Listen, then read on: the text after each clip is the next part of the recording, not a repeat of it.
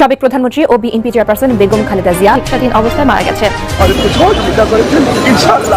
আমরা এই যাত্রাও আপনাদের বাংলাদেশে সবচেয়ে বড় রেকর্ড জানাজার নামাজের নেত্রী বেগম খালেদা জিয়া করেছেন জনপ্রিয় ইসলামী বক্তা ডক্টর মিজানুর রহমান আজহারি। শ্রোতা বেগম খালেদা জিয়ার জানাজা পড়াবেকে মিজানুর রহমান আজহারি দর্শক শ্রোতা মৃত্যুর আগে যে নসিহত করে গিয়েছিলেন এই বেগম খালেদা জিয়া, আসলে ঘটনাটা কি সেটা আজকে ভিডিও দেখলে আপনারা বুঝতে পারবেন। দর্শক আসলে কি মিজানুর রহমান আজহারি তিনি কিভাবে জানাজা পড়াবেন এবং বেগম খালেদা জিয়া তিনি কি বলে গিয়েছেন আজকে সব আমরা ভিডিও দেখবো, যার কারণে সম্পূর্ণ ভিডিওটা না টেনে দেখতে চেষ্টা করবেন। তো কথা না বেরিয়ে চলুন আমরা ভিডিও মূল আলোচনায় চলে যাই।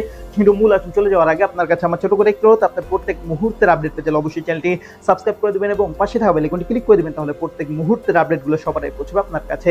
দর্শক কথা না বেরিয়ে চলুন আসলে ঘটনাটি তাহলে বিস্তারিত দেখে আসি। সুখবর নেই বিএনপি চেয়ারপারসন বেগম খালেদা জিয়ার শারীরিক পরিস্থিতির। আগের মতোই জটিল সময় পার করছেন সাবেক প্রধানমন্ত্রী, তবে গত 24 ঘন্টায় শারীরিক পরিস্থিতির নতুন করে আর অবনতিও হয়নি।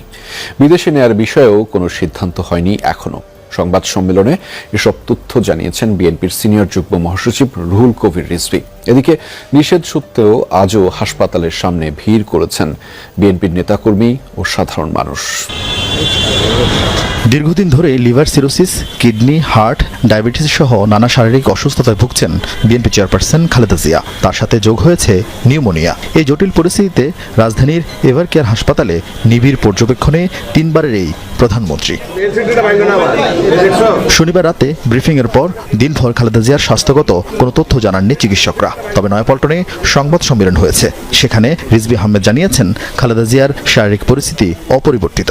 তার বিদেশ যাওয়ার ব্যাপারে মেডিকেল বোর্ড এখনো কোনো পরামর্শ দেননি। সেখানে চিকিৎসকরা তো কর্তব্যরত আছেনই।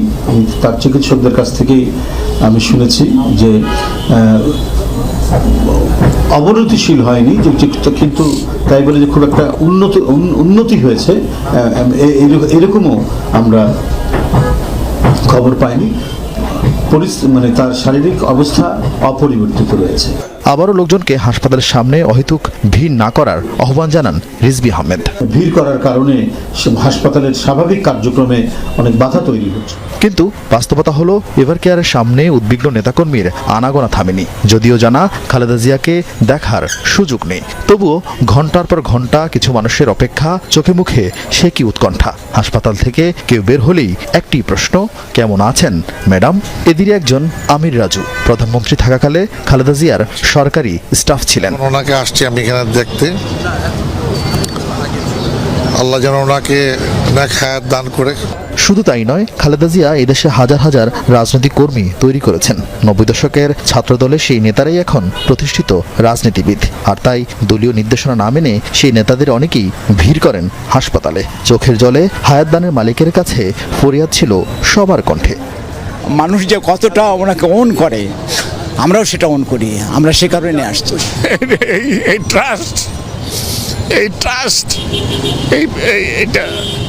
এটা সারা জীবন আমার মনে থাকবে। ম্যাডামের মতো ব্যক্তিত্বশীল প্রাইম মিনিস্টার আসলেই বাংলাদেশে না, সারা বিশ্বেই নয়। ম্যাডামের সুস্থতার জন্য দোয়া করছে এবং আগামী দিনে ম্যাডাম আমাদেরকে আগের মতো নেতৃত্ব দিবেন, এইটাই মানুষও চাচ্ছে।